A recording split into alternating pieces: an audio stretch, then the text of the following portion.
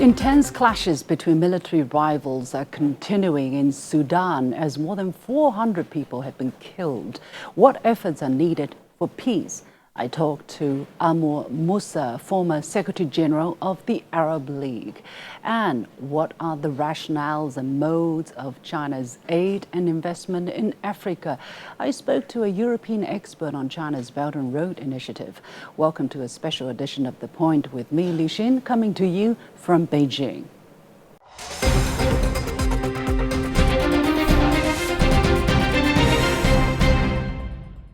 After more than 10 days of violence and chaos that have ravaged Sudan and claimed over 400 lives, the world needs an all-out effort for peace. UN Secretary General Antonio Guterres said this to the UN Security Council. On the 20th of April, Guterres attended a virtual meeting on Sudan, bringing together the African Union chairperson, the Secretary General of the Arab League, and others to discuss ways of ending the violence, how to restore some semblance of normality in the country. Are neighboring countries and the whole region at risk? I had the pleasure to be joined from Cairo, Egypt, by His Excellency Amr Moussa, former Secretary General of the Arab League, who is now Honorary Chief of the Board of Trustees for the Egyptian Chinese Entrepreneurs Association.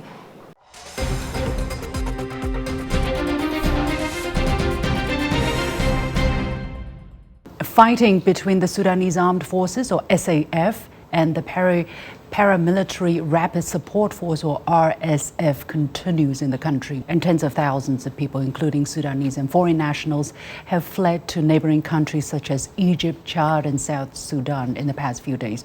What is your assessment of the situation, of the gravity of the situation, and what are your biggest concerns?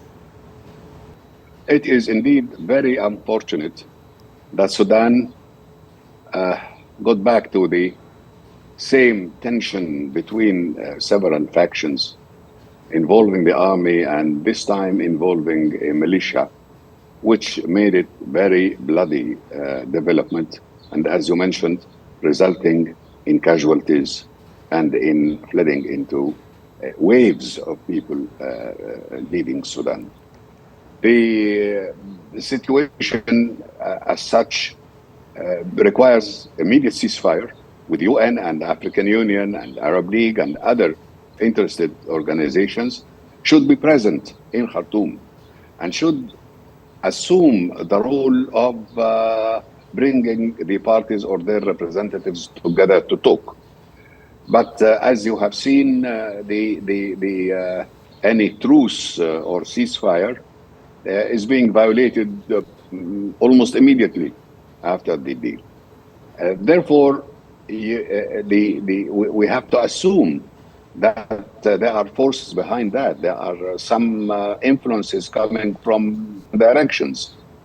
I understand the army is supported by the state, but who is supporting the militia? There is no militia without support, without money, without even foreign support at the same time. The claims of the militia that the army is bringing back Sudan to a prior system and the influence of the religious organizations and so on has not been proven. But at the same time, we need, and Sudan needs, to quiet down and to talk about the stability of Sudan. I believe that the logical beginning is to talk to the state of Sudan. There is a government and there is an army. We talk to them. At the same time, other contacts should be assumed with this militia.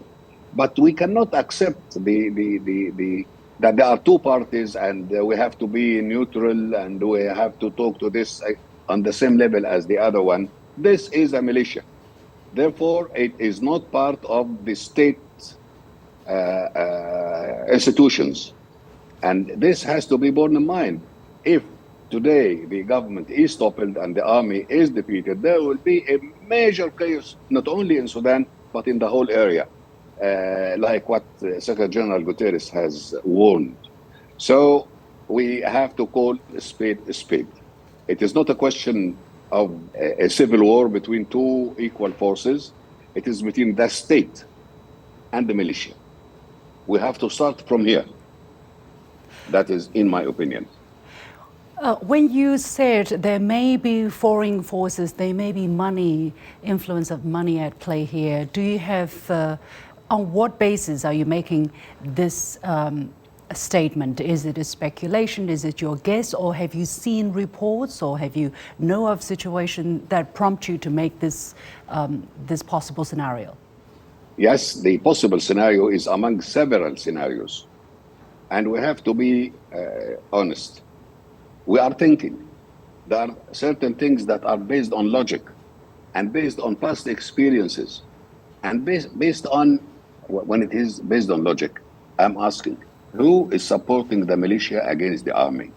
The militia needs money. The militia needs weapons. The militia needs political support. The militia needs people to say, let us find a middle ground between the army and the militia. I believe in a kind of logical assessment that we have a state, we have an army, we have a government. This is what Sudan, who represents Sudan. The issue of militia is very serious to just support the militias to take off Sudan, as if we will support a coup d'etat to replace the whole regime with the militia. Why, and how could we do that, and why? For what reason should we throw Sudan into this kind of destabilization policies?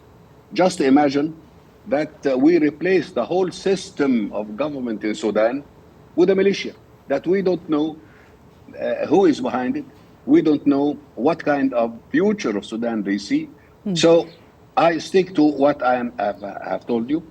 The scenario that I am speaking about is not a question based on reports, and I'm not an official to have this kind of all reports and official assessments and so on. But I am basing myself on logic. Do you think there is any way that the two sides can sit down and talk through, resolve their differences through dialogue, or does it have to be fought out in the battleground? No, it doesn't have to be done in the battleground, definitely. Let's agree about that, because this will be bloody. This will launch a bloody era, a bloody period.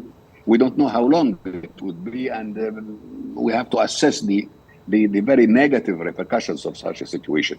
We have to push the situation into a kind of quieter atmosphere for the parties, for the African Union to succeed in bringing all the parties concerned. I wish to underline that it is the AU that has to lead, one, and it is the state of Sudan that has to be contacted in this capacity. It's not two parties, it's the state and a militia or a non-state All right. force. Let's look at relations between China and Arab countries. While serving as Secretary General of the Arab League, that's more than 10 years ago, you said Arab states needed to know more about China. Has that changed? Right. Do you think that has improved by now? And how do you look at the relations between the two sides now? Yes, relations are moving, and trade and cooperation are improving, progressing. I see a brighter future for relations, economic relations, and relations cooperation in so many fields between China and African countries, China and Arab countries. I here would underline the importance we in the Arab world has given to the major initiative led by China, bringing Saudi Arabia and Iran together. This initiative has left or led to very positive repercussions in the Arab world. Because this intervention, or the first act, the first important political act by China, It was to help establish peace in the region. So this is a positive starting point. And we hope that this will continue along the same basis of stabilizing situations. In Africa, it is the same. Africa now is a free field. All powers, major, super, major, big, and medium, they are all trying to, or vying, or competing in Africa. We in Africa don't want things to get back to the days and years and decades and centuries of colonization. The era of colonization is over. Now is the era of cooperation. And cooperation is a deep word when it comes to Africa and the third world. Some people are saying China is trying to change. China is trying to replace the United States as the world's, most powerful country, being able to mediate between conflicts, to bring about peace, and therefore China will exert its influence as a hegemony. That China is trying to topple the international order that was established after the Second World War and China is trying to expand its influence in Africa and in Arab countries. What is your reaction to these criticisms? Well, China is entitled to follow whatever policy that China finds fit to its present and future, as long as it is peaceful and rests in the area of competition, healthy rivalry in trade, in industry, etc. I believe that the time will prove that both of them will have to coexist. China is climbing up, is moving up. In fact, the United States is very powerful, in fact, also. So we all have to support a policy that would lead to a better atmosphere and cooperation between both of them. And this especially that interests between the two big powers, America and China. Somehow the relationship is at a historic low. The relationship is really bad. A lot of very harsh rhetoric against China, a lot of, talk of war in Washington with China over the Taiwan Strait, for instance, as if that is going to happen, and that can happen anytime in the near future. So what is going wrong? What is going on between the two sides? I hope that the visit of the Secretary of State of the United States or high officials would meet with high officials in China and chart a road for the future. It is not impossible. And we are not speaking in abstract. We are speaking based on the results of, or the figures of trade, of industry, etc., etc. We in the developing world are now talking a lot about non-alignment, about a new position taking. We have no interest in supporting this or that country. Our interest is to tell them that the world is not only theirs, it is for all of us. I hope that our talk in our societies, it is a non-alignment model, the 21st century. Taking into account the mutual interests, the road based on cooperation, a win-win spirit. And I see that in the Chinese philosophy and thinking. It's a win-win when the road and the Belt and Road is a win-win. But we have to agree on a win-win that is really win-win. Of course, the era of colonization is over.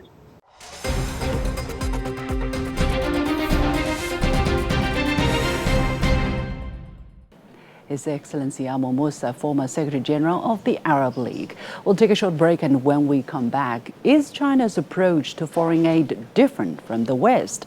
I talked to Hussein Askari, Vice President of the Belt and Road Institute in Sweden.